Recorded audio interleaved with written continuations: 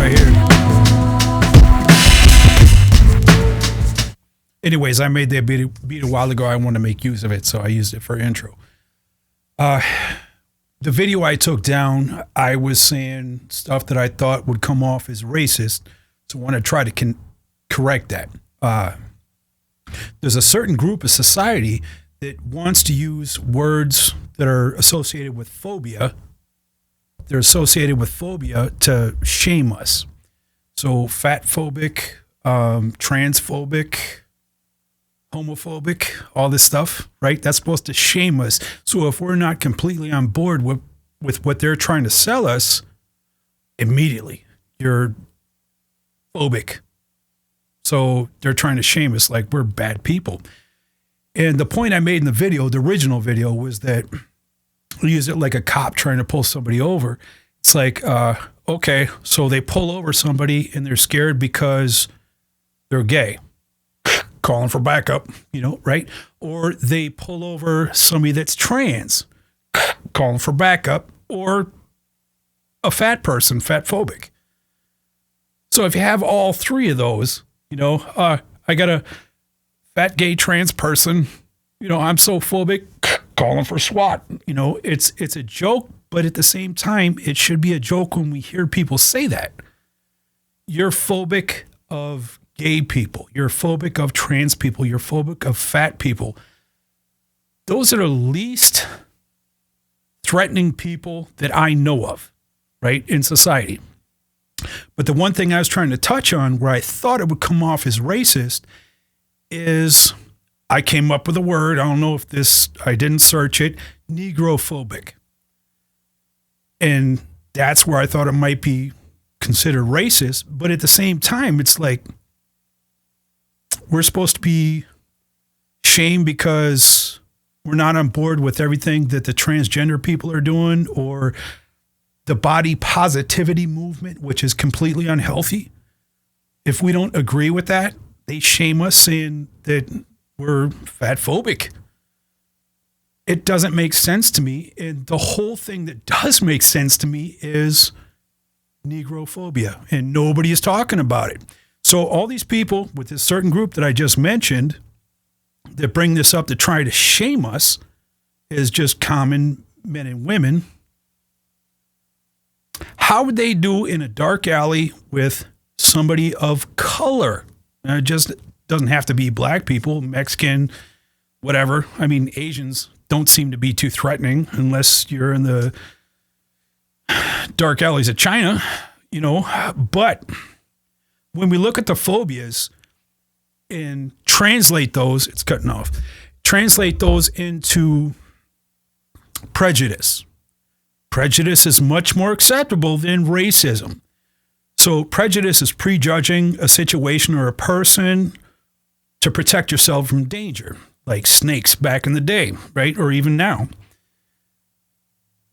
You're going to freak out when you see a snake, even though it might not be poisonous. If it bites you, it's like a bee sting, whatever, or you could die. We don't know, but we don't second guess it. So when we prejudge things for our safety, it's in the blueprints. There's a reason for it. And it's our observation of what's actually happening in the real world, and we try to protect ourselves by staying away from danger. So are gay people dangerous? Trans people? No. They're expressing themselves and their sexuality. I don't like it being pushed in our face or our kids' face. I don't have a kid, but in kids' faces, like they have to accept it. No, it's a part of life, yes. And you should feel free to express yourself and do your thing. But once it starts pushing that shit on kids, I don't like it. And the fatphobia thing, I'm not scared that you're fat. I'm scared for you and your longevity. I try to stay fit. I'm 51 years old and I'm doing all right. I'm built okay, but I maintain it. I try to eat right and try to exercise and stuff like that. So once we start saying to these people that are 26, 25 years old, saying, okay, fat acceptance, it's okay that you're overweight. you're not attractive. You're not attractive. I mean, some people like heavier people. That's cool. That's good for them. But if you want to compete in this world, you got to try to stay in shape. That's the one thing, the one self-discipline that if you let go of it, now I'm pissing off other people. Anyway, so take care of yourselves. I'm not scared that you're overweight. I'm really not. That's your thing. I do know that America on a whole is more overweight or obese than they ever have been. And it seems like when this body positivity thing comes out, it's saying, hey, it's okay. It's okay. People should accept you for who you are. Yes, your personality, but they shouldn't be on board with you destroying your life. Like I wouldn't, drug addict positivity, do we got that too? Like if you're doing something that's bad to yourself, am I supposed to be positive about it? You know, you're doing one of those lean back things because you're on fucking fentanyl or whatever. You know, you can't even stand. I'm supposed to be positive about that? I don't think so because I don't know you personally, but I think you're just doing bad shit for yourself. Same thing with the body positivity thing. We shouldn't give people a trophy because they're unhealthy. We should say, okay, your personality is cool. If it is, that's fine. There you go. Good personality. That's awesome. But your health is shit. And if you're doing that stuff at 25 years old, how many years do you think you're going to live?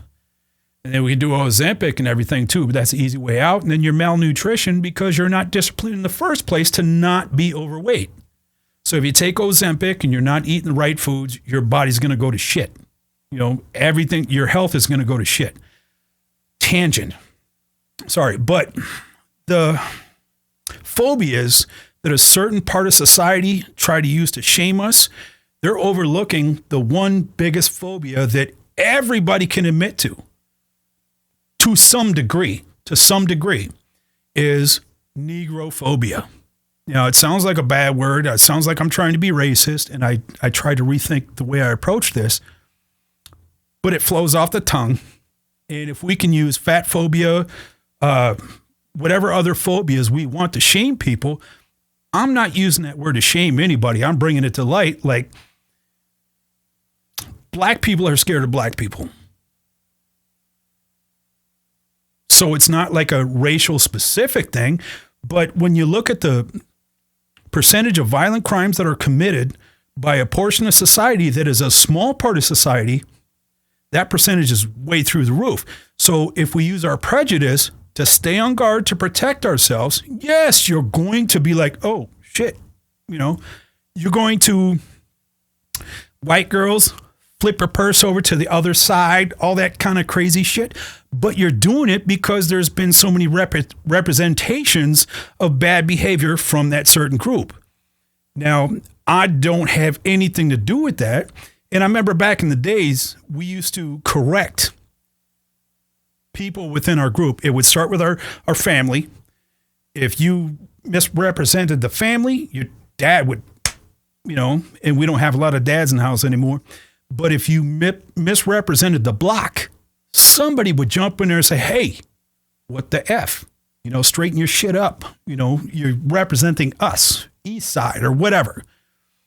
But it stopped being that way where people would hold each other accountable. And we can look at it in prisons too, you know, where the accountability and all that stuff breaks down. And you got to cover for your brother, you know, snitches get stitches. It's all fine and good. But now we got a bad behavior in the community for all of us, right? And it's perpetuated by a small section of society. Can't lie about it.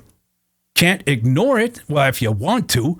But I'm a part of so many different neighborhood crime watches that I get all these alerts, and it keeps coming up BM. That could be, you know, Somalians. It could be, you know, whatever. But it comes up BM. And it's usually between the ages of, well, it used to be 16 to 25. Now it's like 13 to 30, you know. And if you see it, you're on guard with all the carjackings and everything. I'm not saying that white people don't do the same shit. I'm not saying Mexican and Asians don't do the same thing. But when you look at the percentage of all the information I'm getting in, it's the BM, the young BM. So to say you're fatphobic, transphobic, gayphobic, those people don't scare me for shit. They don't. In fact, trans people, whether it's a woman trying to be a man, she's not as masculine as me. If it's a guy that wants to transition to a woman, well, he's becoming more feminine. And if it's a overweight person, what is your threat to me? If we get into altercation, I'll just dance around before I throw some, and you're going to be exhausted. And then I take you down and, give you a kiss and send you on your way. Hug. I'm not saying I'm gayphobic, but you understand what I'm saying. It's like the bigger fear is not what they're using to shame us. The bigger fear is what's really in society that we're not talking about. So the last video I did, I went deep and I went hard. I came off as an asshole, a racist asshole, the way I presented this information. And I don't know if negrophobic is a word. It sounded like it fit. It was the flow. It was the flow of it. And I don't mean to use that as a derogatory term, but I want to use it as a term to bring attention to the situation. Because if you could walk into a room of 30 people, whether it's a PTA thing or a business meeting, and get some honest feedback and ask everybody, do you actually fear trans people or gay people or fat people? And let's get down to the down. Do you fear black people? Hey, I don't know who's doing PR for the black community, but it's bad. And it might be that the Crime Watch stuff that I'm watching, they might be racist. So they're only presenting that. They're not presenting the fentanyl addicted white dude that's, stealing tires off of cars in Canada or Blaine, Minnesota. Maybe they're just holding that back and making it look that way. But when I watch the news, standard news, there's so many things that it's like, wait a second. We got to back away from this and say, okay, what is the real threat to me? It's not gay people. It's not trans people. It's not overweight people. The whole point of the video was not to sound racist, but to say, wait a second. What you're trying to shame me with these phobic titles, I'm not scared of for shit. I'm not. I'm really not. But if I'm downtown Minneapolis late at night in a dark alley, it's not going to be a fat person I'm scared of. It's not going to be a man in a dress or whatever that person identifies. I'm really not concerned. I can handle my shit. But when we look at the violent offenders of society, the small percentage of society, it's not those people that they put those titles on to say you're phobic of this or you're phobic of that. When's the last time you had a transgender person carjack you? I don't know. Do you see that in the news? I don't know. The whole thing I'm trying to say is not to bang on the black community. It's not. But there's a percentage of the black community that's doing bad PR, right? And the certain group I mentioned in the opening of this video was trying to shame a bunch of us because we don't agree with everything that they say. Then you're transphobic, you're gayphobic, you're homophobic, and fatphobic. Are you kidding me? Anyways, so yeah, another tangent. I didn't go as hard as I went before because I really sounded like I was auditioning for the KKK. I was fucking sounding bad. After I watched it, I'm like, Jesus Christ. It's not me. It's just the way the conversation went because I freestyle this. I do it raw. And it came off really hard when I watched it. I already posted it and then I watched it again. I'm like, oh, dude. That's a little hard. But for the people that don't know me, I don't want you to absorb that and be like, Jesus, what? He's got a dark heart. That's what I said in the verse video. Or I have a lot of different races in my life and whether it's girlfriends, whether it's friends, whether it's my past history. I wouldn't want them to see the video that I posted before and think that I'm fucked up. You know, that I'm trying to audition for the Klan or something. That's not it. It's just taking a social perspective to look at these terms that are being applied to people to shame them when we're not paying attention to the main phobia that society has, right? I'll end this in a second. But when we looked at things that were happening in New York that the news wasn't reporting, where it was men of color knocking out Asian women, Jews, and it wasn't called a racial crime. But once a white dude or a cop does something towards a person of color, it's all over the news. So part of the point I'm trying to make is that the media, the mainstream media, is like pitting us against each other, right? I've known people of different races my entire life, and if I said from my personal experience, it's pretty damn equal among the white people that are bad, black people, Mexican. You know, I really haven't had a problem with Asian people. I don't know, but it's my specific path, you know, and that's what I experience on my own. But I'm saying the majority of us, we do have Nigrophobia. You know, if it's, you know, like Idris Elba, you know, wearing a suit, less threatening than Ice Cube with the eyebrows. You know, you look at it different, but that's prejudice. You evaluate the situation. Is this a threat to me? Should I be scared? Should I get away? What should I do? Should I be on guard?